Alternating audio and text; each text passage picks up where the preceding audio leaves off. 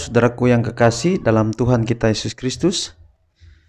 Puji Tuhan kita boleh jumpa kembali di pagi ini dalam renungan harian kita 12 Desember 2020. Sebelum kita membacakan firman Tuhan pagi ini, mari kita berdoa. Tuhan, terima kasih untuk pelajaran firman yang hendak kami baca, kami dengarkan, kiranya jadi berkat dalam hidup kami. Dalam nama Yesus kami berdoa, amin. Renungan kita hari ini dengan judul 144.000. Wahyu 14 ayat 1. Dan aku melihat sesungguhnya anak domba berdiri di bukit Sion dan bersama-sama dengan dia 144.000 orang, dan di dahi mereka tertulis namanya dan nama Bapanya.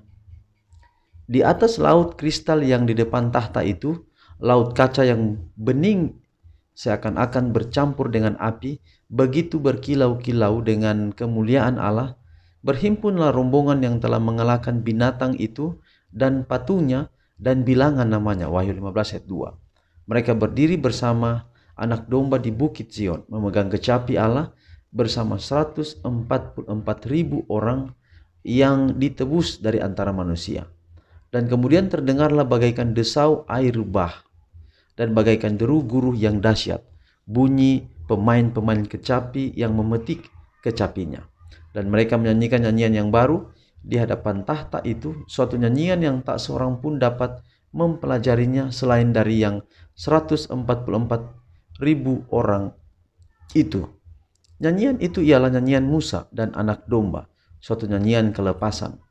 Tak seorang pun kecuali yang 144.000 orang itu dapat mempelajari nyanyian itu, karena nyanyian itu adalah nyanyian pengalaman mereka, suatu pengalaman yang tidak pernah dialami oleh rombongan lain.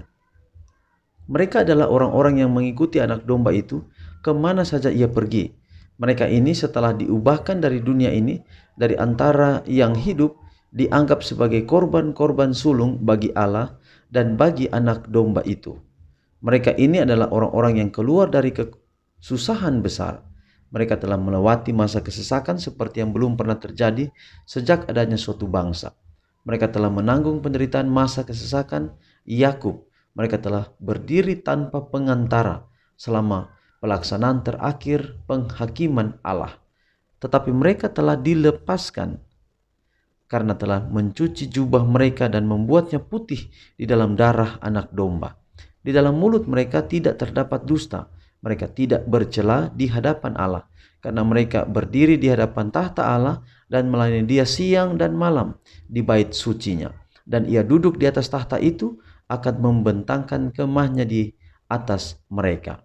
Mereka telah melihat dunia ini dilanda kelaparan dan bala sampar. Matahari berkuasa menghanguskan manusia dengan panasnya yang hebat, dan mereka sendiri telah menanggung penderitaan, kelaparan dan dahaga. Akan tetapi mereka tidak akan menderita lapar dan dahaga lagi, dan matahari atau panas terik tidak akan menimpa mereka lagi, sebab anak domba yang di tengah-tengah tahta itu akan menggembalakan mereka dan akan menuntun mereka ke mata air kehidupan, dan Allah akan menghapus segala air mata dari mata mereka. Dari pengalaman mereka yang menyakitkan, mereka mengetahui bahayanya dosa, kuasanya, jahatnya, kutuknya, dan mereka memandangnya dengan kebencian. Kiranya Allah memberkati kita melalui renungan kita pagi ini. Mari kita berdoa. Tuhan, terima kasih untuk firman Tuhan yang kami belajar pada pagi ini. Biarlah kami dapat berada dalam kelompok 144.000 umat Tuhan yang ditebus, setia, dan kami boleh ada dalam kerajaan. Inilah doa kami ya Bapa, berkati kami sepanjang sabat ini.